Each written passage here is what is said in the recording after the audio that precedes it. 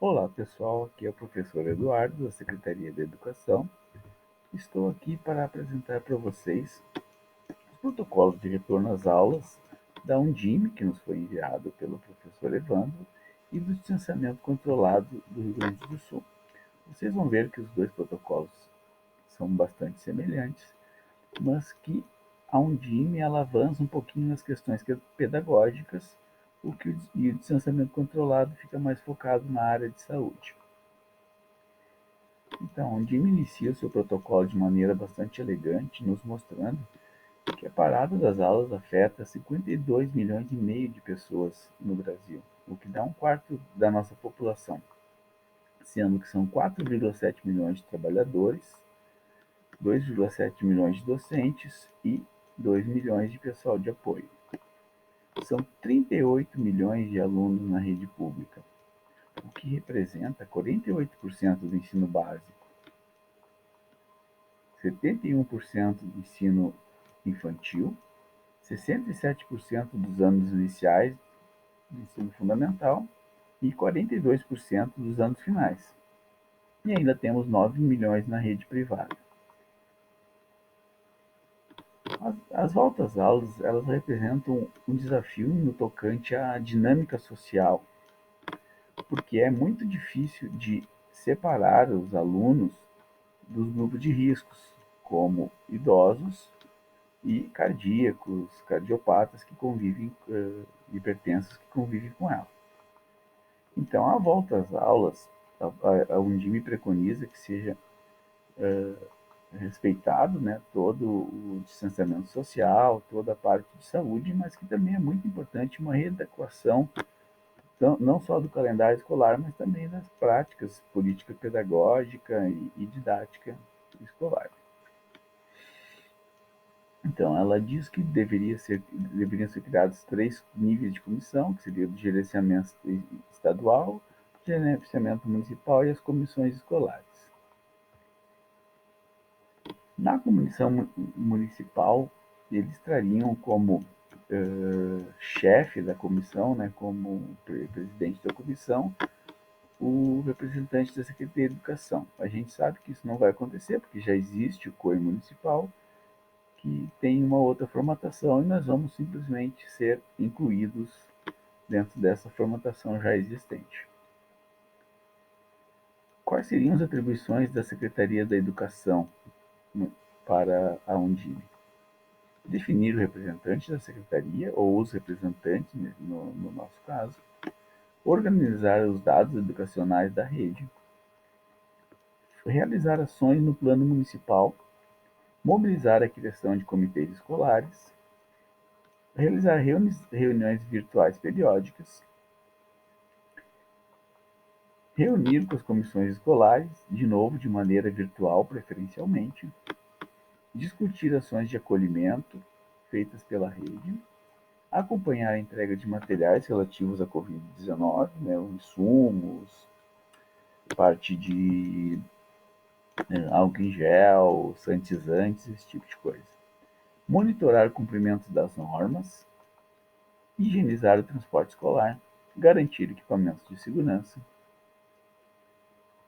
E dentro do processo de reorganização, pensar na especificidade de cada etapa, da creche, do ensino infantil, anos iniciais do ensino fundamental, anos finais e assim por diante.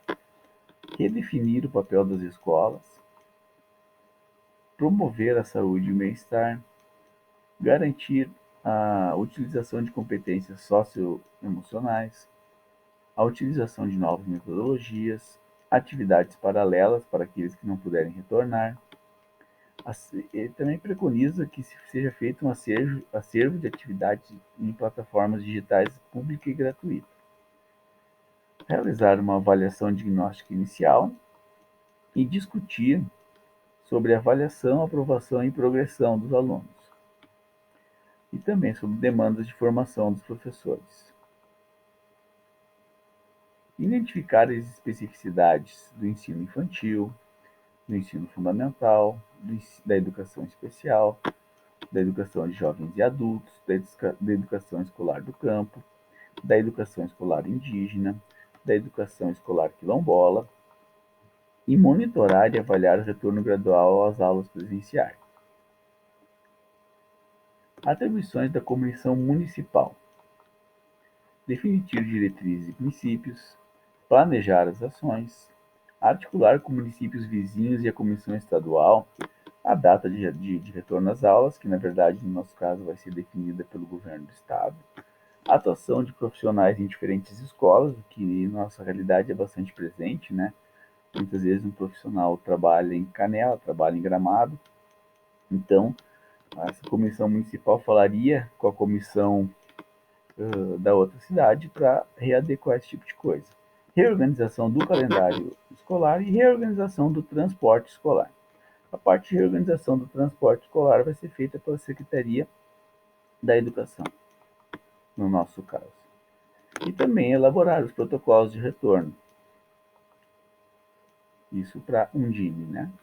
Elaborar um plano pedagógico de retorno também.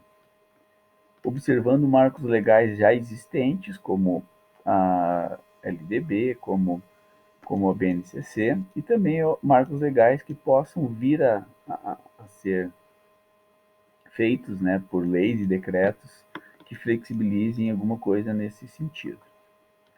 Garantir a aprendizagem, reorganizar os espaços escolares, ofertar vagas a oriundos de escolas particulares, que provavelmente vai acontecer bastante, busca ativa e evasão, definição da ordem do retorno, né, que também vai ser feito pelo governo do estado, levantamento da efetividade da oferta das atividades não presenciais, principalmente via a avaliação diagnóstica, e avaliar a possibilidade de aulas presenciais para todos, né, naquelas escolas em que isso for possível. Quais outras atribuições da Comissão Municipal? Identificar acometidos pela Covid entre profissionais e estudantes, identificar integrantes do grupo de risco, e ver a oferta de ensino à distância, regime de trabalho remoto e diretrizes de contratação temporária para substituir aqueles professores que vão ter que ficar trabalhando de casa, né?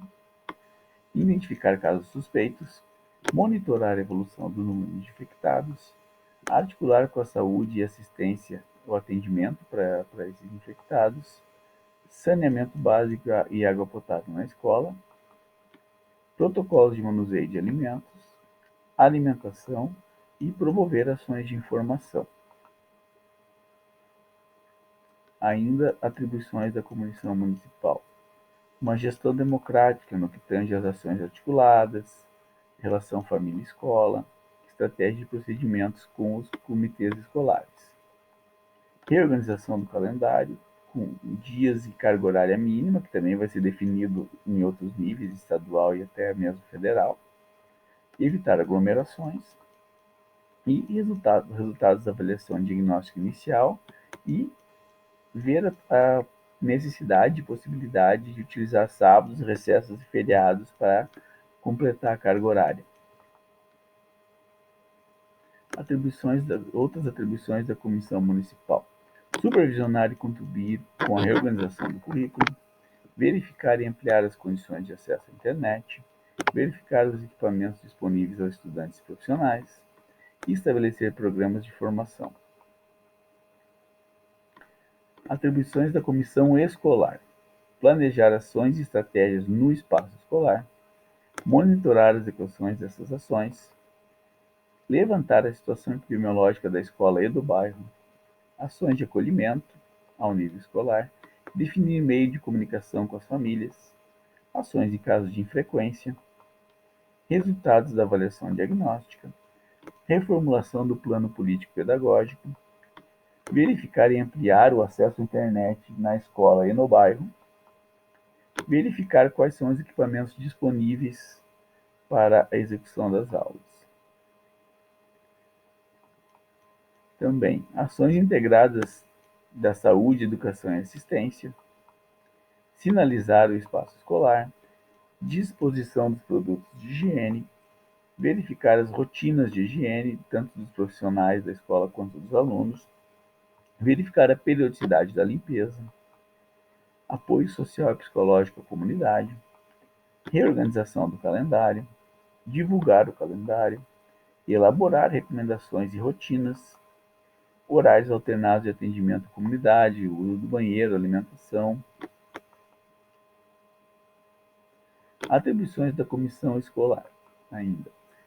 Definir e divulgar regras de visitas, definir normas de acesso aos espaços comuns, organizar escalonamento dos tempos de recreação e intervalo, adaptar e diminuir os tempos das atividades, organizar o fluxo de entrada e saída na escola, determinadas atividades físicas individuais, suspender atividades com manipulação de objetos, monitorar o uso de máscaras, contribuir com a reorganização do currículo e verificar a reorganização das salas de aula.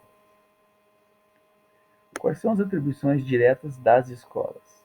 Promover as ações de acolhimento, verificar a temperatura de todos, né, tanto de crianças quanto de profissionais e mesmo de pais que forem entrar na escola, promover ações gerais de higienização e limpeza, limpar sistemas de ventilação, vidros, colocar, né, vidros ou placas de acrílica na secretaria, por exemplo, em qualquer lugar em que os visitantes vão conversar com, com o pessoal da escola.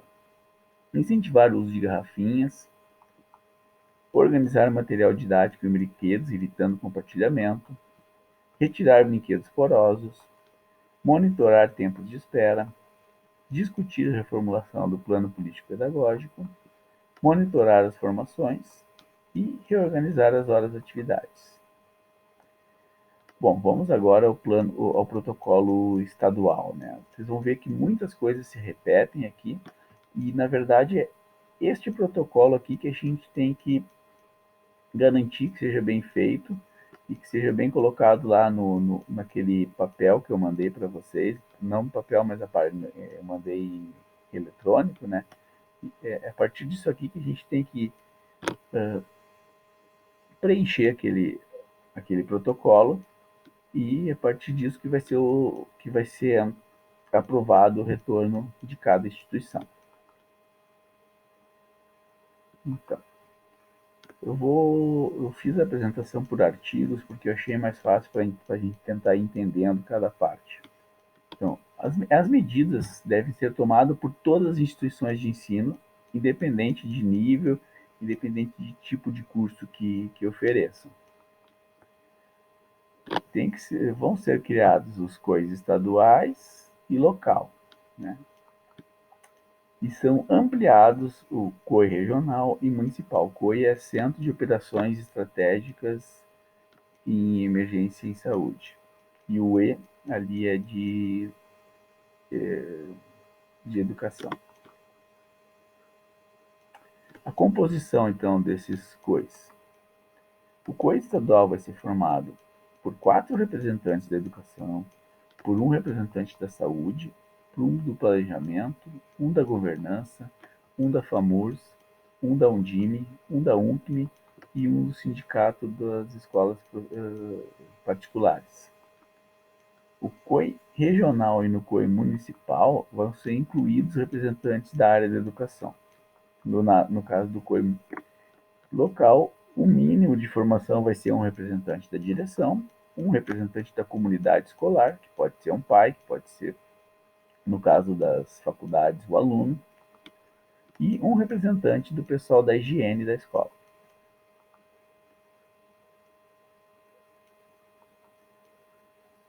Quais são as atribuições, então, do COI estadual? Essa parte eu vou passar um pouco mais rápido, que não nos interessa tanto, né? Então, a atribuição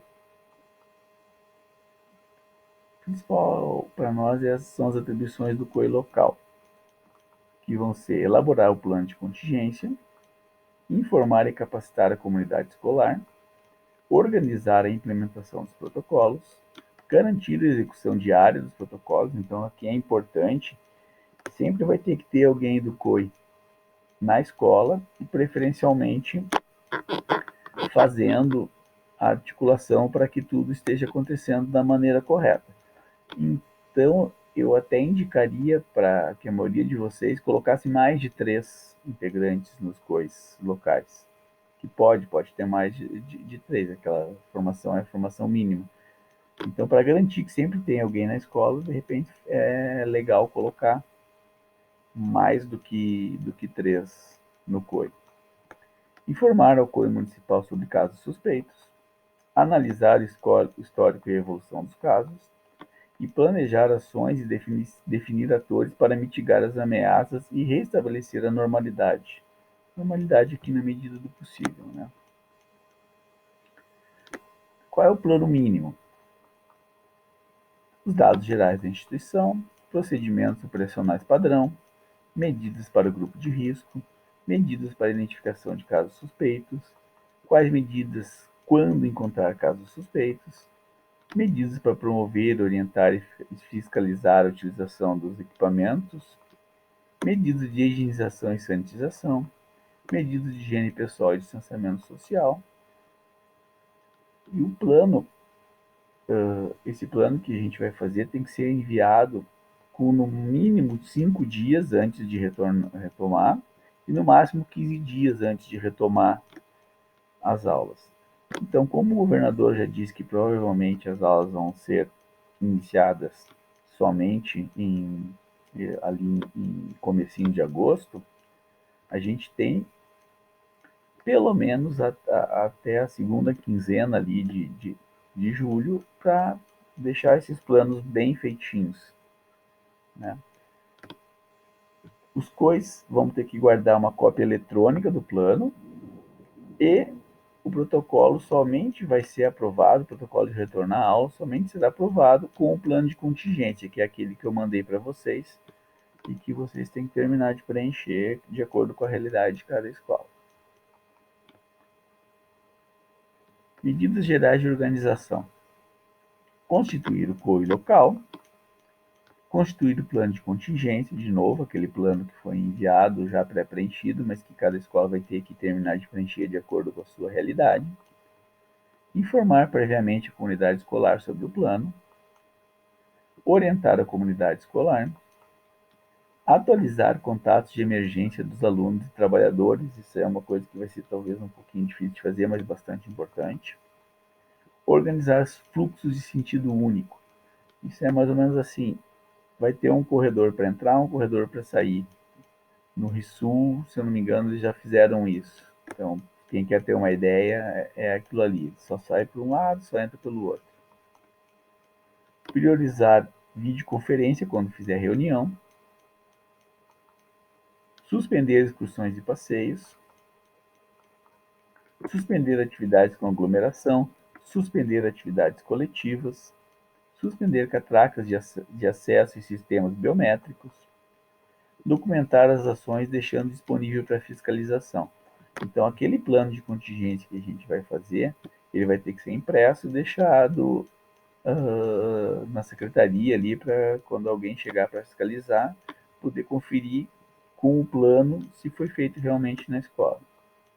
E recomendar que os trabalhadores troquem de roupa, né, não voltem para casa com a mesma roupa com que trabalharam.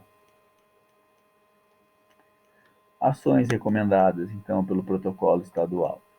Comunicar normas de conduta em relação ao uso do espaço físico. Disponibilizar máscaras para os trabalhadores, isso vai ser feito pela Secretaria da Educação. Rotinas de orientação e uso de EPIs, higiene, etiqueta respiratória. Medidas para promover, orientar e fiscalizar o uso da máscara. Treinamento específico sobre higienização e desinfecção. Orientação sobre higienização das mãos, principalmente em ocasiões específicas, como quando chega na escola, quando anda de transporte coletivo, quando mexe em maçaneta, antes de se alimentar, esse tipo de coisa. Orientar sobre o uso de lenços descartáveis para higiene bucal e nasal, que deve ser, esses lenços devem ser imediatamente jogados fora na lixeira e as mãos higienizadas. Orientar a manter unhas cortadas, cabelos presos e evitar adornos como anéis, brincos, esse tipo de coisa. Orientar sobre higienização de celulares e orientar sobre higienização de aparelhos a cada troca de usuário. Então, se for utilizar a sala de informática, uma turma foi, antes de outra turma, todo esse equipamento tem que ser higienizado. Isso vai ser um desafio, por exemplo, as aulas de educação física, que eu e o Rafa estávamos conversando, o que podia fazer, o que não poderia fazer. Chegamos a pensar em estações, né, um circuito de estações em que um aluno arremessasse, depois fosse uma outra estação, só que cada vez que mudasse de aluno teria que higienizar a bola, por exemplo. Então tem que pensar nisso tudo na hora de fazer o planejamento. Orientar a não partilhar objetos pessoais, então caneta, borracha, todas aquelas coisas que a gente sabe que as crianças fazem bastante, a gente tem que pedir para elas não fazerem.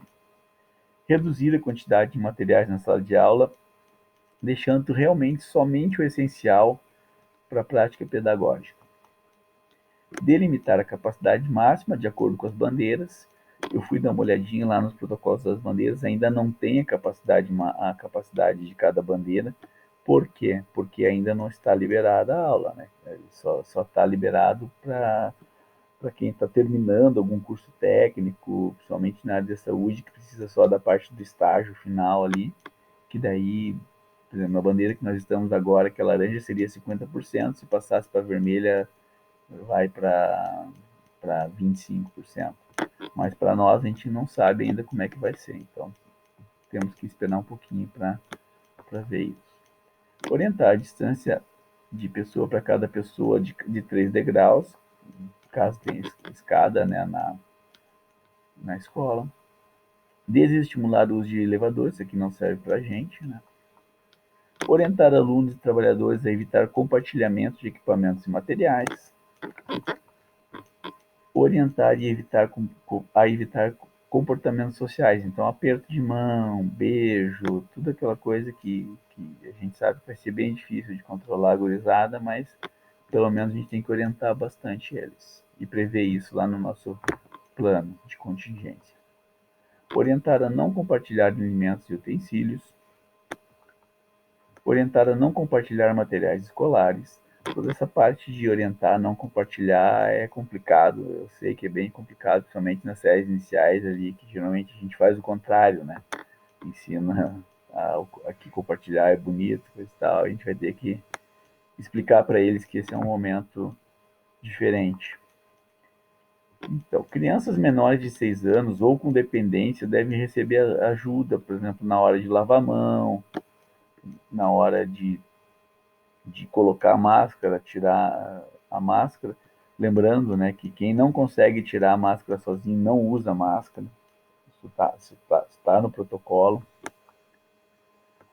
Troca de fralda deve ser feita com o uso de luvas descartáveis e lavagem de mãos em cada troca.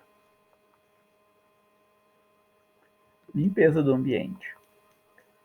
Piso e áreas comuns com hipoclorito, a nossa água sanitária. Higienizar a cada turno superfícies de uso comum com álcool 70.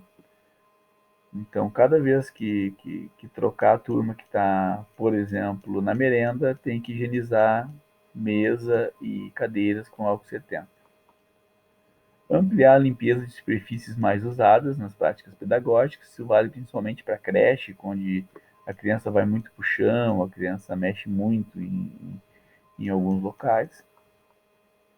Utilizar propé de uso individual sempre que entrar no espaço, e esse propé deve ser trocado ou higienizado todos os dias, né? Se ele for descartável, deve ser trocado todos os dias.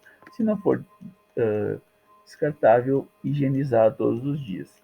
Eles dão a opção também de usar um tênis, uma pantufa, algo do gênero que seja usado só dentro da sala de aula, mas que também deveria ser higienizado todos os dias. Higienizar a cada uso materiais de uso comum. Então, a mesma coisa que foi dito antes, né? Computador, tablet, se a escola tiver, tudo que a escola tiver que empreste para o aluno e que outro aluno vai usar depois e tem que ser utilizado a cada troca. Higienizar diariamente brinquedos e imediatamente se levar à boca. Então, principalmente ali nas escolinhas, né, educação infantil e creche, todos os brinquedinhos têm que ser higienizados todos os dias. Terminou o dia de aula, vocês têm que prever alguém da limpeza ali para ficar limpando os brinquedos. E sempre que a criança levar o brinquedinho à boca, ele tem que ser higienizado antes que uma outra criança pegue. Evitar brinquedos de difícil higienização. É aquilo que o protocolo da Undime já trazia, né? Evitar material poroso, evitar brinquedo com muito detalhezinho, esse tipo de coisa. E não partilhar objetos de uso individual. Garantir material individual e higienizado para atividades pedagógicas. Equipamentos de higiene como dispensadores de álcool e lixeiras de acionamento pedal. Para quem foi ali, eu fui ali na Copec, eu vi essa lixeira de acionamento pedal bem bacana. De repente, a gente vai ter que investir nisso aí. Daí é com a secretaria. Álcool 70 em todos os ambientes e locais estratégicos. Isso me chamou bastante atenção, que todas as salas de aulas, secretaria, ó, o raio, vai ter que ter álcool 70. E também vai ter que ser disponibilizado em alguma parte de corredores, locais estratégicos. Então, perto, por exemplo, do banheiro, perto do ginásio, e por aí vai. Um kit de higiene completo nos banheiros, com papel descartável, com sabonete. Desativar bebedouros, usar dispensadores de água e copo plástico ou de uso individual. Também falam em garrafinha, acho bem interessante a garrafinha, tentar incentivar eles a utilizar a garrafinha, trazer de casa, levar para casa, higienizar a garrafinha em casa, mas não pode prestar a garrafinha um para o outro, né? Manter portas e janelas abertas, mantendo o máximo de ventilação. Vamos ver como é que vai estar nosso tempo, né? Nosso inverno ainda não foi tão frio até agora, está começando por esses dias agora o frio. Hoje seria um dia, por exemplo, muito difícil de deixar a, as portas e janelas abertas, mas semana passada, por exemplo, daria tranquilamente. Então tem que ver como é que funciona isso também. Manter limpos filtros e dutos do ar-condicionado, para quem tiver, né? Adequação do espaço físico. Adequar atendimento respeitando o teto de ocupação vigente pela bandeira. De novo, né? Ainda não temos os tetos de ocupação de cada bandeira. Mas dentro da sala de aula a gente já sabe, por exemplo, que tem que ter no mínimo 1,5 m de distância entre um aluno e outro. Então, muitas vezes o teto de ocupação não vai ser nem alcançado, porque de repente a sala é muito pequena e não consegue atender todos os que poderiam pela bandeira. Readequar os espaços físicos para que possa ter seja respeitado esse teto de ocupação e essa distância mínima entre os alunos, né? Então, tem que ter 1,5 m com máscara, então dentro da sala de aula pode ter 1,5 m de distanciamento e 2 metros quando não houver máscara. Por exemplo, no refeitório. No refeitório, os alunos vão ter que ficar pelo menos 2 metros distante um do outro. Organizar a sala de aulas em carteiras individuais e distanciamento. Existem algumas metodologias, algumas escolas que já estavam usando, somente em séries iniciais. O Rafa sempre fala que o Marista, por exemplo, os alunos de primeiro, segundo ano sentavam só em carteiras de 3 em 3 ou grupos, né? Então a gente vai ter que dar um passo atrás nisso aí, quem já estava fazendo isso, desde lá do primeiro ano, vai ter que sentar todo mundo em carteirinha individual e que mantenha o distanciamento de 1,5 m, no caso, se tiver de máscara, né? Estabelecer e afixar cartazes sobre o teto de ocupação, demarcar o piso e espaços físicos, principalmente em ambientes coletivos, então corredores de escola, a parte de pátio de escola, quem tem pátio que dê para ficar, fazer aquelas demarcações que a gente já viu em algumas reportagens que os parques têm feito, né, em que estabeleça esse distanciamento. Corredores de sentido único para circulação, também já apareceu lá no protocolo da Undime. E evitar espaços comuns que facilitem aglomerações. Escalonar o uso de locais de atividades coletivas, Então, de repente, vai ter que pensar dentro da realidade de cada um, quais turmas vão para o recreio em cada horário. Não vai dar para deixar todas as turmas no recreio, por exemplo, ao mesmo tempo. Evitar acesso de pais responsáveis e, se possível, utilizar o sistema de drive-thru. O que eles querem dizer com isso? Se for possível que o pai entre com o carro e o pai não precise sair do carro para pegar o filho entre direto no carro, fazer isso. Algumas escolas talvez seja possível, e outras não, né? Assegurar que pais e responsáveis respeitem o uso de máscara e distanciamento ao entrar na escola. Aferir a temperatura antes do ingresso na instituição. Sobre esse verbo aqui, tem um professor que diz que aferir está errado, tá? Que seria verificar. Porque aferir, a gente afere um equipamento, a gente coloca ele, né, a gente arruma ele, né? Então a gente não está aferindo, a gente não vai conseguir arrumar a temperatura da pessoa, a gente só vai verificar.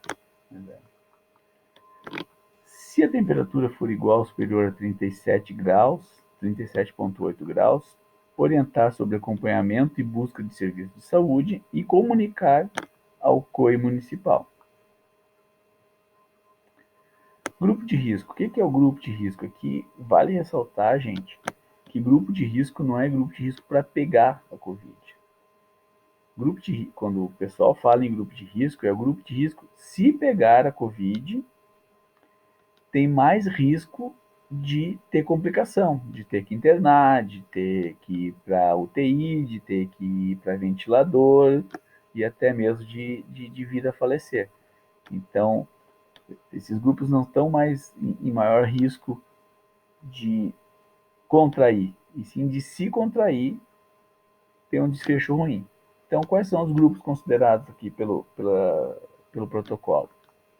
Cardíacos, pessoal com problema pulmonar dos mais variados, imunodeprimidos, pessoal com doença renal, principalmente os estágios finais, ali 3, 4 e 5, diabetes, principalmente a diabetes descompensada, obesidade mórbida, que é aquela do MC acima de 40, doenças cromossômicas, como síndrome de Down, por exemplo, então tem que pensar muito bem na escola especial, né?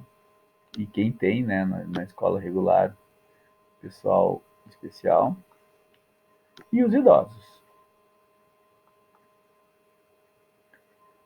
Quais são os sintomas da síndrome gripal? Aqui no. Opa,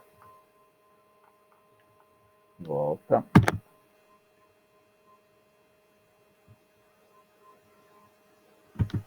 Então, aqui no nosso lado esquerdo, a síndrome gripal, né? Febre acompanhada de tosse, mal-estar, dor no corpo e dor de garganta. Essa síndrome gripal pode evoluir para um quadro de síndrome respiratória aguda grave, que aí vem lábio roxo, causado pela cianose, cansaço, tosse e dor de garganta com desconforto respiratório, aumento da frequência cardíaca. Um sinal muito forte de síndrome respiratória aguda grave a saturação de oxigênio é abaixo de 95%, por isso que esse é um dos testes feitos, ou que deveria ser feito, pelo menos, quando a pessoa é encaminhada lá para a tenda, no caso, ali em Canela. Quais são as medidas em caso, né, de suspeita ou confirmação de Covid-19 em um professor ou em um aluno? Orientar e informar o COI, caso tenham ou convivam com pessoas suspeitas. Sala de isolamento para casos suspeitos, isso é outra coisa que a gente tem que pensar muito bem. Vai ter que ter uma sala na escola para isolar o caso suspeito até que ele possa ir para casa ou ir até o atendimento. Identificar o serviço de saúde de referência para notificação, isso está feito lá no nosso no plano de contingência que vocês vão completar. Reforçar a limpeza de objetos e superfícies utilizadas pelo caso suspeito. Então, o aluno chegou na escola, a hora que ele chegou ele não estava com febre, às 10 da manhã ele começou a tossir, vocês foram ver ele estava com febre. Então, a carteira dele, se ele foi na merenda, a porta da sala, esse tipo de coisa, se ele usou um computador, reforça a limpeza naquela parte ali. Isolamento das pessoas com sintomas gripais, lá naquela salinha de isolamento, e informar imediatamente a rede de saúde e, se o aluno for de outro município, notificar a rede de local de residência. Isso não serve tanto para nós, seria mais para o pessoal que das faculdades, por exemplo, mas eu sei que algumas escolas pode ser que tenha um aluno que seja ali do limite entre as duas cidades, né? Então, caso seja da outra cidade, tem que informar a rede local, né? A rede da outra cidade. Afastar os casos sintomáticos até a resolução, teste ou 14 dias de isolamento. Sobre o teste aqui eu vou falar um pouquinho no final dessa apresentação, porque eu tenho visto que em alguns lugares o pessoal está voltando a trabalhar depois de fazer o teste rápido aquele. E eu acho isso errado e eu vou mostrar o porquê que eu acho isso errado ali no final. Então, manter o registro atualizado e acompanhamento dos afastados. No protocolo do Ministério da Saúde, que não é o protocolo aqui do Estado, se fala em ligar a cada 2 dias para acompanhar. Eu acho que no nosso protocolo lá a gente pode prever algo parecido, ligar a cada 2, a cada 3 dias para o responsável pelo aluno, perguntar como é que ele está, ainda está com febre, está com tosse. E ir anotando isso, porque isso tem que ser mantido um registro. Todos os alunos afastados, todos os professores afastados têm que ter um registro lá do que está acontecendo com eles. Garantir o retorno após liberação pelo COI. Então, o que isso quer dizer? O aluno passou os 14 dias de afastamento, não voltou para a escola, ligar por que não voltou, fazer ele voltar. A gente tem aquela busca ativa, o Robertinho, talvez ele vá ter mais trabalho agora em diante com isso aí. Fazer busca ativa em todos os turnos de indivíduos com síndrome gripal. Então, o que é isso? Além da entrada ali, aluno tossiu, fez, né, teve qualquer suspeita ali, tem que ver se ele não está com a síndrome gripal. Prever substituições para profissionais afastados. Isso até é mais com a secretaria, né? O professor deu febre, o professor teve que se afastar, quem é que vai ficar no lugar dele? Segurança alimentar. Garantir a segurança na distribuição. Então, isso é uma coisa que a Denise já está fazendo, né? Ela sempre cuidou muito bem disso e agora ela está reforçando essa fiscalização, né, nos distribuidores, esse tipo de coisa. Estabelecer horários alternados, distância mínima de 2 metros, porque eles vão estar sem máscara, disposição das mesas de modo a respeitar esses 2 metros, né? Então a gente tem que ver em cada local como é que vai ficar, não dá para ficar uma mesa um de costa para o outro, por exemplo, que vai ficar muito pertinho. Alimentação saudável, isso é uma coisa também que a secretaria sempre preconizou. Talheres ou copos descartáveis ou de uso individualizado. Isso é uma coisa que a gente tem que pensar em conjunto como fazer. Se a gente vai pedir para as crianças trazer de casa, como é que a gente vai fazer. Substituir sistemas de autosserviço, isso aqui a gente nem serve muito para nós, porque seria uma faculdade, por exemplo, em que o aluno paga lá para o buffet. Trabalhadores, orientar os trabalhadores a evitar tocar o rosto e principalmente a máscara enquanto ele estiver fazendo a comida. E evitar toalhas de tecido ou outro material que dificulte a limpeza. Acho que a maioria das escolas nem tem isso, né? Então aqui está a minha explicação do porquê que não dá para voltar às aulas o aluno ou a trabalhar o trabalhador que fizer o teste rápido e esse teste der negativo. O que acontece? Aqui está o período de exposição ao SARS-CoV-2, que é o vírus que causa a COVID. Tá? Essas linhas contínuas, todas, e aqui a capacidade de detecção, tá? A probabilidade de detecção da doença. Todas as linhas contínuas são testes chamados testes moleculares, que detectam o vírus em si. As duas linhas tracejadas são os testes de IgM e IgG. O que acontece? IgM e IgG são anticorpos e eles não são detectados na fase aguda da doença. Se a gente for ver aqui, ó, lá pelo meio da segunda semana de exposição ao vírus, não de exposição, da segunda semana depois que os sintomas começaram, que a gente vai começar a ter detecção de IgG e IgM. Então, nestes casos, existe a possibilidade do indivíduo não ter sido infectado e ser suscetível à doença, mas há chance de estar infectado neste exato momento. E este teste não detectar, devido à demora na produção de anticorpos do sistema imune. Tem algumas pessoas que até falam em falso negativo, né? Na minha opinião, isso nem seria um falso negativo, porque o teste não detecta o vírus, o teste detecta o IgM ou IgG. E a produção de anticorpos pelo sistema imune ocorre em geral ocorre a partir do 8º dia após o aparecimento dos sintomas. Então vamos dizer, um professor ali teve suspeita de Covid, deu uma febre e tosse. E ele faz o teste aqui, na primeira semana. O teste para IgM e IgG vai dar negativo, ele vai voltar a trabalhar e pode muito bem estar doente e vir a infectar os outros profissionais ou os alunos. Então é por isso que eu acredito que lá naquela questão do teste tem que ser o teste molecular, né? Que seria o nosso caso aqui o PCR, mas que só é feito nos casos mais graves, né? Então, no fim das contas, em geral, vai ter que se esperar os 14 dias mesmo. Certo, gente? Então, dúvidas a gente vai tirar nas reuniões, vocês podem me ligar, vocês podem mandar mensagem para mim e a gente vai tentando elaborar todos esses protocolos aí.